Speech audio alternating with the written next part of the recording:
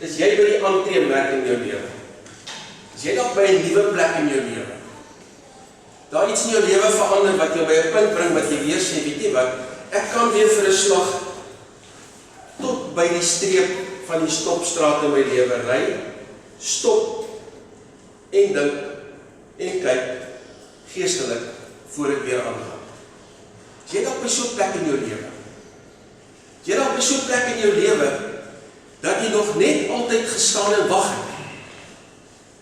Nog nooit vir God uit die wegspringblokke uitgekom het. Dan praat die Here vanoggend vir die heel eerste keer met jou en sê, weet jy wat, ek erken dalk vandag vir die heel eerste keer God se grootheid, God se almag, en dat hy vandag sy vinger op jou hart druk. Jy weet, want God doen moeite met ons. Ons sit hier in die skrif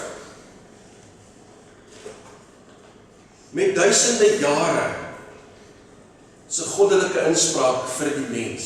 Duisende jare. En oor die duisende jare heen het God hom aan ons bekend gestel. Maar dit is my so interessant dat God hom op 'n spesifieke manier ons bekend stel, né? Daar waar Moses sê, maar hier stuur God hom nou na die Egiptenare toe. Wie sal ek sê, wie is u? Dan sê God, ek is. Wat 'n snaakse naam, ek is. Maar dan kom God deur die eeue heen en hy wys hierdie diamant van ek is. In verskillende omstandighede sien ons verskillende kante van God raak. Dit daar's nie minder nie as 10 en jy sou miskien 1 of 2 kon byvoeg. 10 spesifieke name waarmee God deur die eeue heen homself aan ons bekendstel. Jehovah Nissi, Jehovah Rapha, Jehovah Jireh, Jehovah Shalom, Tzidkenu, Ra, Shammah, Elohim, Sabaoth. Verskillende name waarop God homself aan die mens bekendstel. Hy is die ek is, maar in verskillende omstandighede gee hy 'n spesifieke karaktertrek, 'n spesifieke eienskap van God kom na vore. En wanneer ons daarna kyk, dan sien ons, wat beteken dit vir my en jou? Al hierdie name, Jehovah Rapha, Jehovah Shalom. Dis God in aksie. God kom deur die eeue heen en hy sê ek is die een wat in 'n spesifieke omstandigheid vir jou voorsien. Jehovah Jireh. Dalk is jy nou in 'n situasie waar jy so staat maak op God se voorsiening dat hy vir jou werklik 'n Jehovah Rapha God is. Want jy het sy voorsiening nodig. Dalk is jy in 'n lewenssituasie waar jy nou God se herstel nodig het. Jy het God se herstel nodig in jou liggaam. Jy het God se herstel nodig in jou finansies. Jy het God se herstel nodig om weer vir jou 'n blik vir die toekoms te gee. Jy het daai faset van God wat sê ek is die een wat jou graag wil herstel. Jy het daai spesifieke karaktertrek, daai spesifieke Jehovah Rapha, die God wat herstel. Jy het daai dinamika van God in jou lewe nodig.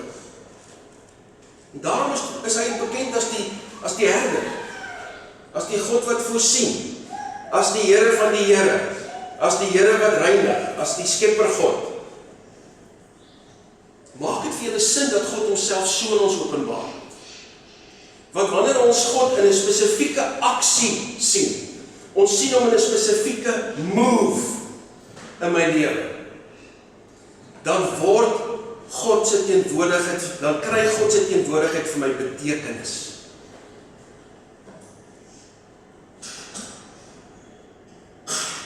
God is 'n God van aksie. God is een wat homself bewys as die grootte God. Die vraag is, erken ek en jy hom as daardie groot God? Of is hy net nog 'n naam in my dagboek? Is hy net nog iets waaraan ek so nou en dan dink? Of besef jy wie hy is? Besef jy hoe groot hy is? Besef jy hoe almagtig hy is? Wanneer ons kyk na die profesie in die skrif, dan het ons al stilgestaan daarby, dat deur die hele eeue heen, doen God niks, leer ons uit Amos uit, God doen niks, sonder dat hy dit deur sy profete bekend maak. En so het die profetiese woord deur die eeue heen versprei, en so het God telkens deur die profete in die geskiedenis ingespreek, en 'n spesifieke profetiese lyn wat God gevolg het, is die profetiese lyn aangaande Jesus Christus. Ons het so Sondag of 2 terug stilgestaan by die fenomeen daarvan, dat daar 200 plus profesieë in die skrif is aangaande Jesus Christus. En al vat jy net daai 7, en jy pas net daai 7 op hom toe, dan is die waarskynlikheid daarvan dat dit enige ander persoon sou wees wat aan al 7 voldoen, 10 tot die mag 27. Iemand doen sy evaluering, het ek vir hulle daai tyd 'n week of wat gelede gesê het, is asof jy sou wat die Noord-Kaap, Oos-Kaap en die Vrystaat toemaak onder 'n halwe meter 5 randstukke, en ek sou vir een persoon hier blinddoek en sê, gaan na 'n spesifieke plek toe en tel daai 5 randstuk wat ek gemerk het op. Dis die waarskynlikheid waarmee God hier gewerk het. Daar's geen ander manier dat die Jesus wat ek en jy vandag hier aanbid, 'n ander Jesus kan wees nie. Nouwys. Dis onmoontlik dat ons al Jesus aanbid hier, wat die profete kom vervul het, wat gebore is in Bethlehem, wat 'n nasaat is van Dawid, wat gebore is uit die maagd Maria, wat moes vlug na Egipte toe, wat sy bediening in Galilea spesifiek uitgevoer het, en wat baie mense genees het. Dis absoluut onwaarskynlik dat dit enigiemand anders sou kon wees as Jesus Christus van Nasaret. Dis die Christus. Dis die profetiese woord wat God bekend gemaak het. Dis die lyn wat deur die geskiedenis getrek is. Daai is ons Christus. Nou kom Dawid in 1 Kronieke 17. Is daar 'n gebeurtenis in Dawid se lewe. Daar vind 'n aansluiting in Dawid se lewe plaas, waar hy homself vind in awe van God se grootheid. Ek wil eers moet gaan stilstaan daarby vandag. Uit die uitdeelstukkie het ek so telkens verse genoem. Ek lees die hele gedeelte. Soos ons aangaan sal julle sien dat daar 'n aksent is op spesifieke dele.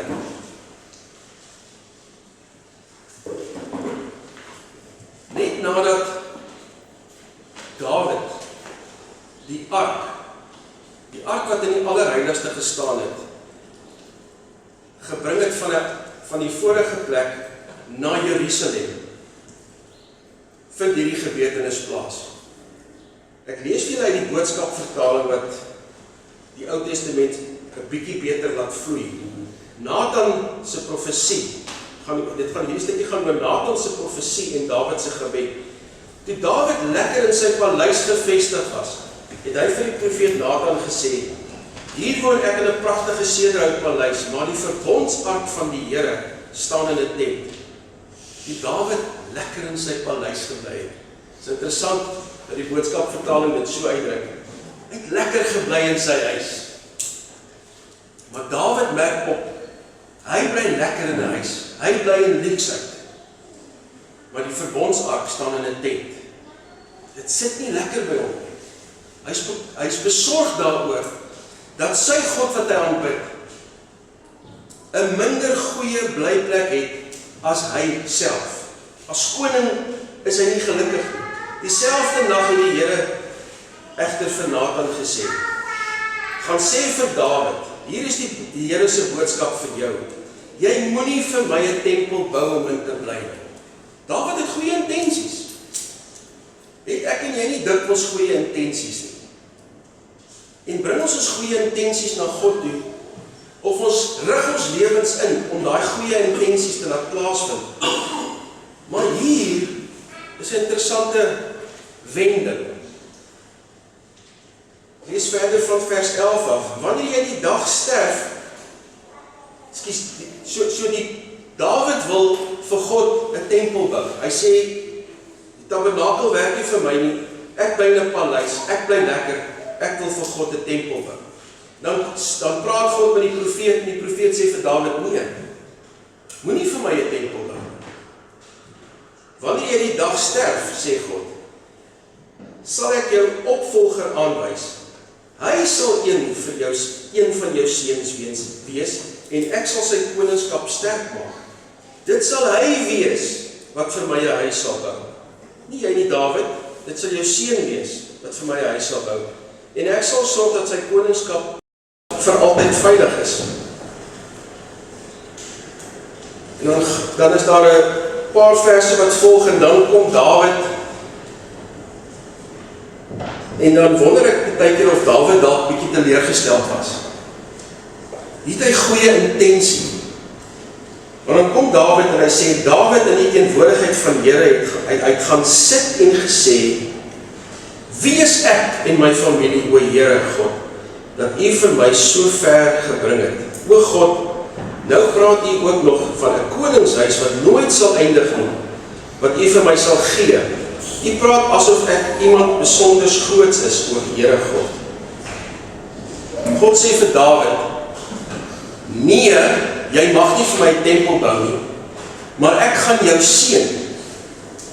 En ek gaan jou so seën, dat in jou nageslag sal daar 'n redder kom. Deur jou nageslag. Jy gaan 'n groot nageslag hê. En Dawid sê, wat? Ek vra vir God een ding, hy sê nee, en dan wys hy vir my iets anders. Is ek en jy nie dikwels op dieselfde plek nie? Ons vra vir God een ding. Ons het goeie intensies met my man of my vrou. Ek het goeie intensies met my kinders. Ek het goeie intensies met my besigheid. Ek het goeie intensies daar waar ek die Here dien. Maar dan praat God met my, en dan gee hy my 'n spesifieke leiding, en die leiding is anders. Maar die leiding is anders, maar saam met daai nuwe leiding kom daar 'n blessing wat skrik vir niks. Dis wat Dawid hier sê, o God, nou praat U ook nog van 'n koningshuis.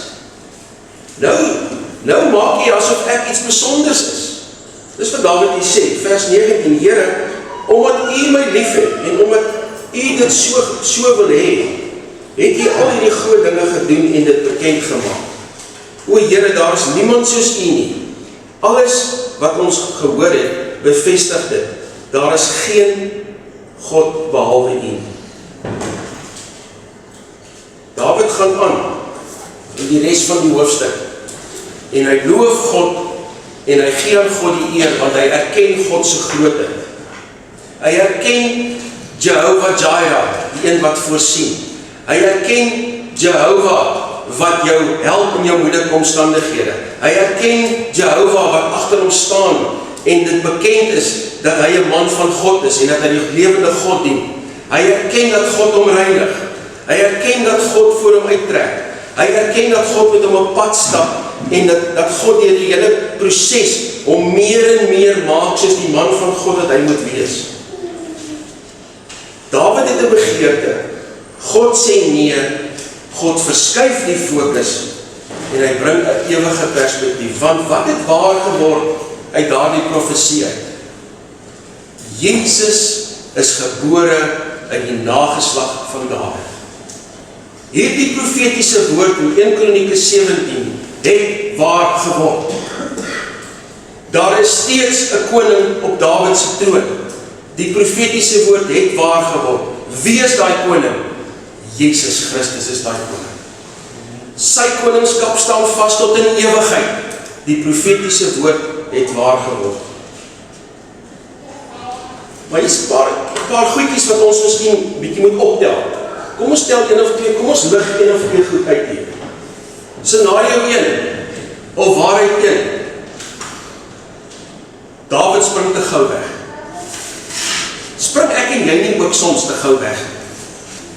Jy kry 'n idee in jou kop, jy dink dit is 'n goeie idee, jy het nie met God gepraat nie, dis jou idee. Bam, waar gaan jy?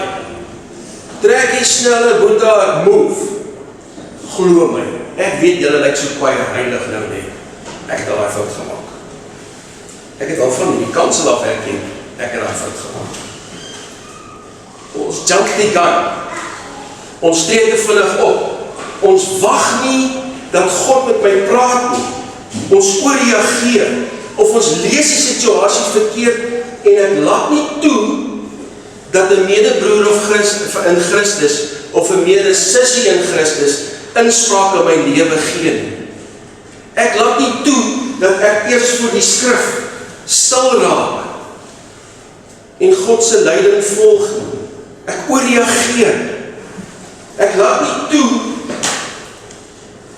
dat daar goeie geestelike inspraak. Ek bevind my nie eens in 'n omgewing waar ek na 'n ander broer toe kan gaan wat sê wat ek weet 'n verhouding met God het en waar ek 'n gedagte kan toets by hom. Ek mis die gawe van onderskeiding. Jy mis die Heilige Gees se werking in jou lewe. Ons spring dikwels te gou weg. Ons het goeie bedoeling, maar ek is in charge.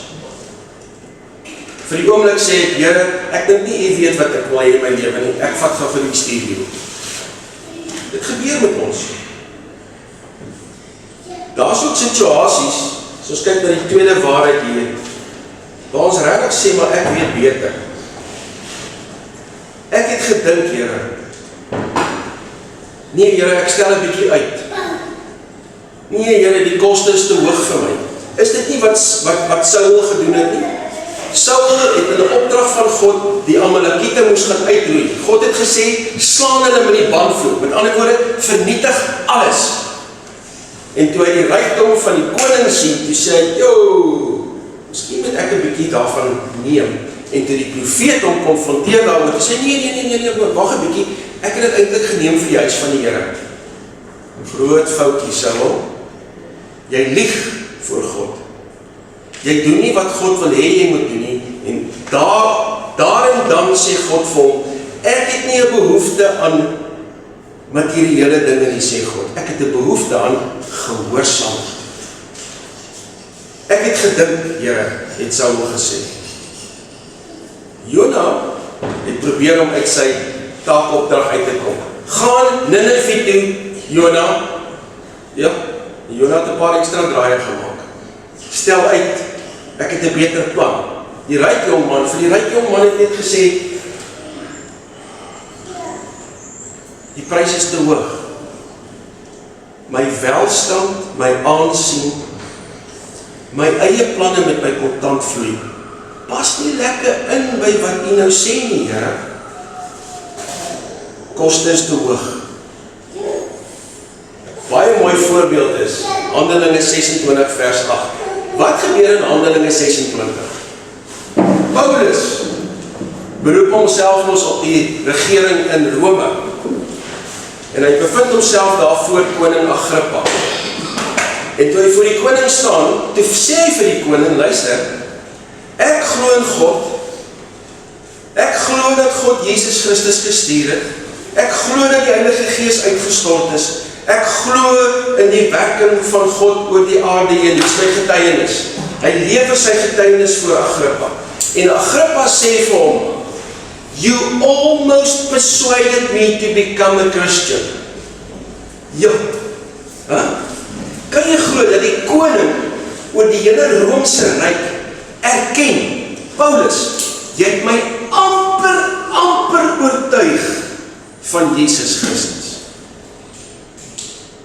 Hoe naby was hy nie aan die ewige lewe? Wat moet God nog doen in jou lewe om jou oortuig van Jesus Christus? Wat moet hy nog doen? Wat moet hy nog doen? In die derde plek, hier is 'n voorbeeld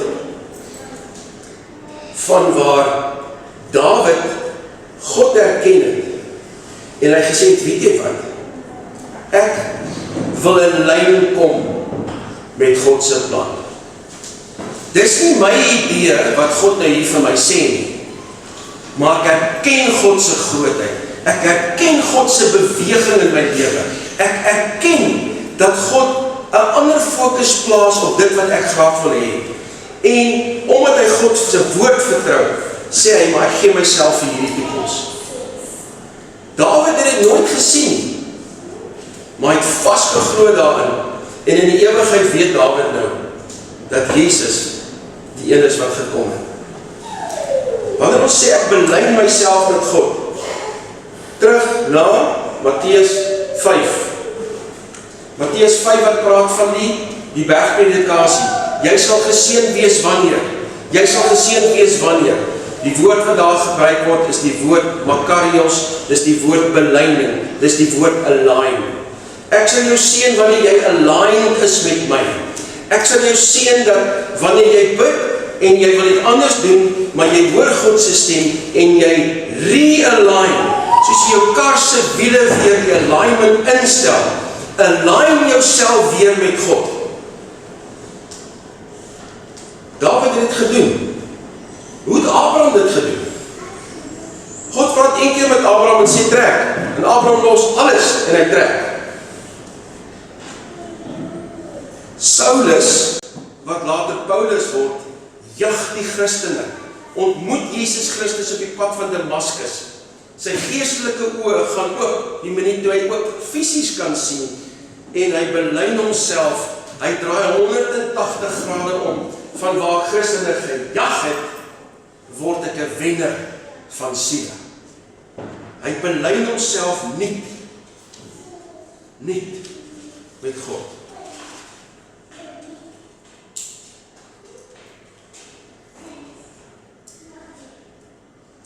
Hierdie aantreeblokke ek vra jou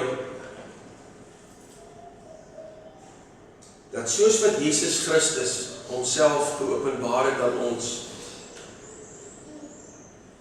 het jy al aangetree vir hom? Het jy al in daai baan gaan staan wat jy weet dat God jou na toe roep? Want dit help nie net ek kyk na die baan wat voor my lê nie. Jy moet ook in daai blokke instap. Jy moet in daai blokke instap wanneer jy ervaar God roep jou.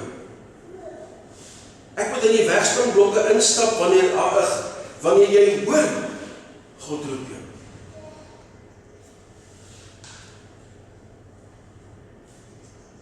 Ons almal het 'n geestelike reisies.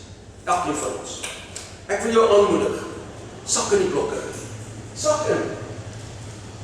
Sak in die blokke in, sodat jy kan ervaar wat dit is om in die reisies van die lewe deel te neem. Dat jy kan ervaar wat dit is om werklik vir God daar te wees. Dalk is dit die eerste keer dat jy in daai blokke insak. Dalk is dit net die volgende ronde. Maar sak in. Sak in daai blokke in.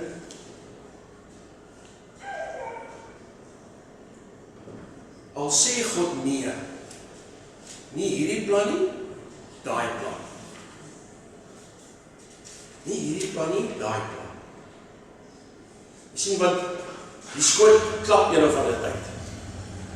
Die skoot klap een of ander tyd, en ek sê, ek trek weg. Ek is reg om weg te spring. Ek het 'n posisie wat ek inneem, dat ek sê, ek is gereed om te gaan. Wanneer klap hierdie skoot? Ek is gereed, I'm not gonna jump the gun, maar ek is gereed om te gaan. Dis soos wanneer 'n vliegtuig in 'n holding pattern is. Baie vliegtuie deesdae is in 'n holding pattern, wanneer hulle by lughawens aankom, hy het nog te veel brandstof in, hy kan nie gaan land nie, hy is op 'n holding pattern. Maar een of ander tyd word die instruksie gegee, sak. Sak maar in, kom land maar.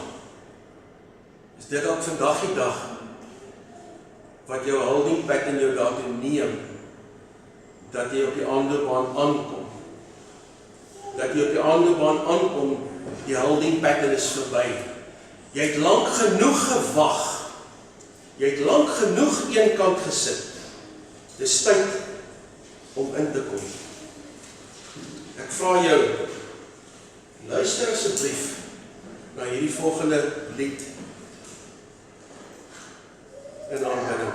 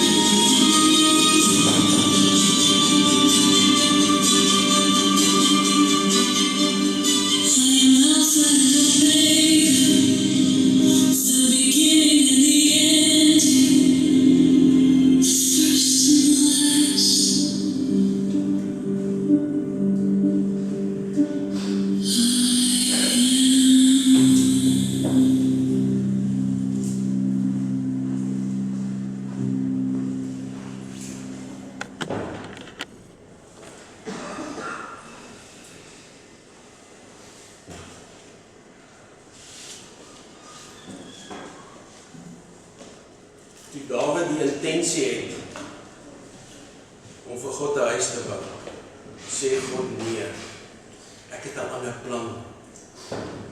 Ek het 'n ander plan vir jou.